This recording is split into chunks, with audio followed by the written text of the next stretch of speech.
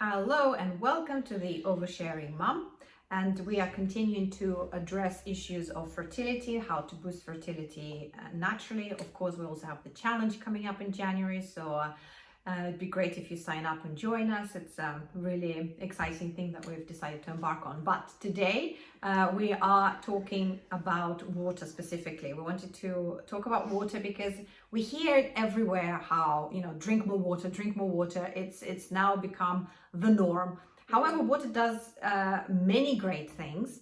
And today, Romana and I wanted to look at it from two different perspectives. So Romana will now explain how water is so important for fertility, specifically how our body functions. And then I have a few other things to add. Water. Unusual. Yeah. Well, Romana keeps calling it unusual. For me, it's very usual because it's something I'm interested in and I really love it. And in fact, water is one of my kind of not just important, but one of my favorite topics as well, because water is just a miraculous substance. But okay, I don't want to go into that because first Romana has the center stage, but it's a truly incredible thing. Just even from the fact that water can be in three states, so it can be a solid, a liquid, and a gas. It's just water, in my opinion, is not just water. It can be, of course, but I feel that it's a living substance. And so I'll get into that. No, come on, you get it into. You might as well. Go on. Okay, I love water. So for me, I notice the difference. Like if I drink more, I do feel the difference with that. However, what really interested me and got me into thinking more about water and then learning and reading up more about water was actually finding out this Japanese scientist and his book that he wrote, Masaru Emoto is his name. And he was researching water, and what he's discovered, he actually took photographs of as the water freezes and forms crystals, he was able to take pictures of the water, and that water was responding to information, to different type of information. And so already that was fascinating, that that's why I'm saying that to me water is like a living substance, because it's actually responding to information.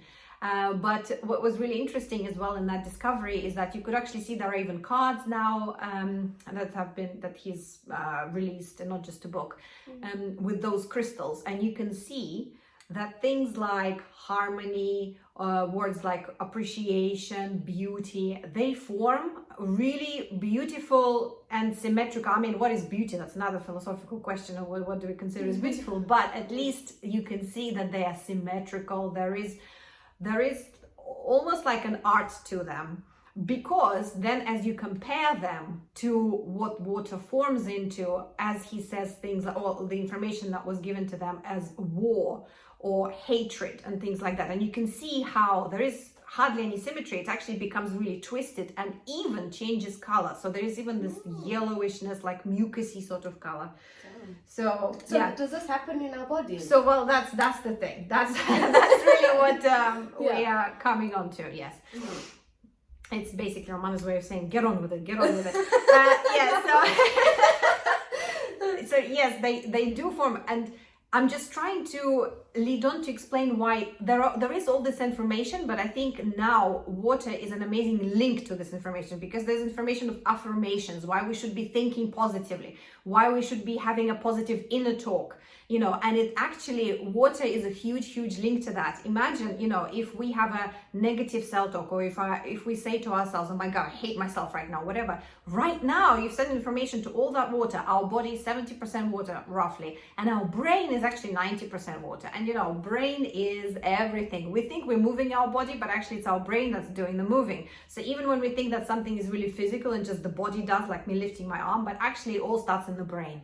And more than that, it's not just movement, it's everything. It's how we approach life, it's how we deal with emotions. I just find it really fascinating. So water, how it responds to information. So it's very important, especially when we link to fertility. We need to understand, what sort of inner talk are we having with ourselves. And of course, it's very difficult because a lot of the time things are becoming automatic. And we've been talking about favorable environment, and we've also mentioned the fact that sometimes we don't realize that we're doing something that creates stress because it has become the norm. It's become a habit. So now the first step is start to realize, you know, what those patterns are, what creates stress, because actually all of that then affects your own water in your own body. So there are a few things that you could do. I mean, even as simple as writing a word, as you know, you have a water bottle. If you even do write harmony or fertility or something like this, you're already giving this water this information. So as you drink it, this is just the first step. This is just something to experiment with.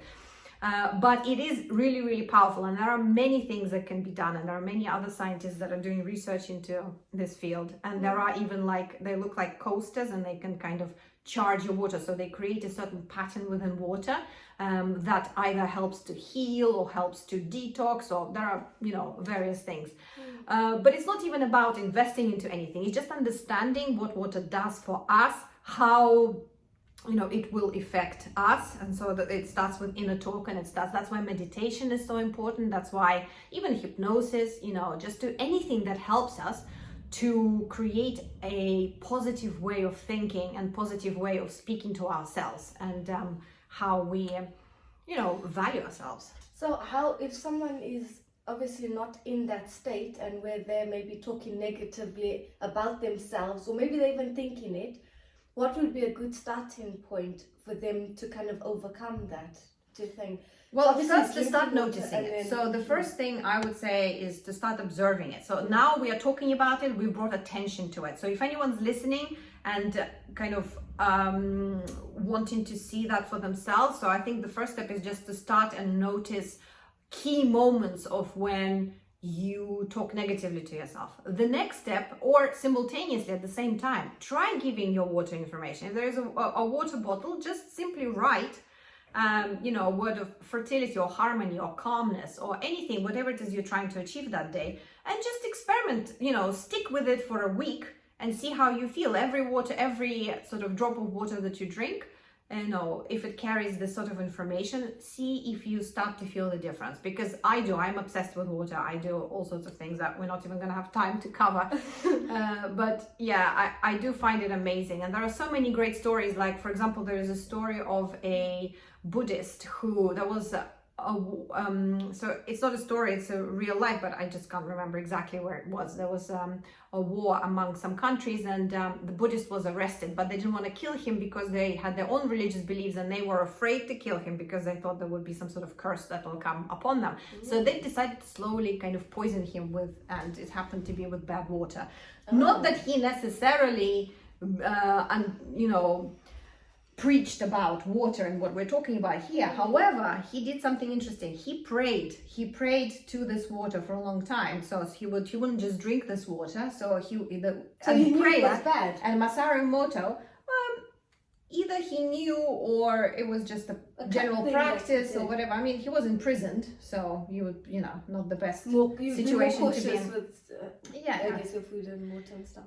And so the prayer, actually Masaru Emoto also showed a crystal for prayer, and it was also a really powerful thing. So there is something to be said about religion and what prayer does for people. So even now, from a scientific point of view, how our water responds in our body. So prayer is actually really powerful, or you can, in other words, you can call it a mantra. It's just another word for when you repeat certain set of phrases, words, and something that's positive, something that's, you know, calming, etc., however one uses it. So anyway, he would pray to this water, he would drink it, and the strangest thing was happening. He was actually getting healthier. So that's crazy. A starting point of everyone questioning it and thinking, what on earth is going on? We're actually trying to poison this dude. Yeah. But it's not quite working out. So water is just a really interesting thing. And if we can use water and really understand how we can use the water in our own bodies, but also water that we drink and how we drink it, you know, try not to down it. This is something how I started it. I wasn't drinking enough water, so I was like, okay, this is my aim. I need to drink 2.5 liters a day, or whatever it is at the time when I first started. And so I would be downing it, but actually it's not that beneficial. It just sort of flushes out, and you know, it's not, it drowns you. It drowns you a little bit. But what we want is for each cell, for everything, to be able to get that water, and to the best way to do it. So the first tip is to start observing our inner talk. Second is to give information to the water that you're drinking, whether it's in a word format or if you can find those cards as crystals. Yeah, and the third one is to sip throughout the day. At first it might seem like a daunting task, but you know, we breathe all the time and that seems to have become normal. So it's just one of those things that if it helps us to be healthier, if it really helps us get to that optimal health and really give that hydration to all the cells and all of that, and you know, assists us with fertility, then it's a really good thing to make a new habit. So I would say small sips throughout the day constantly.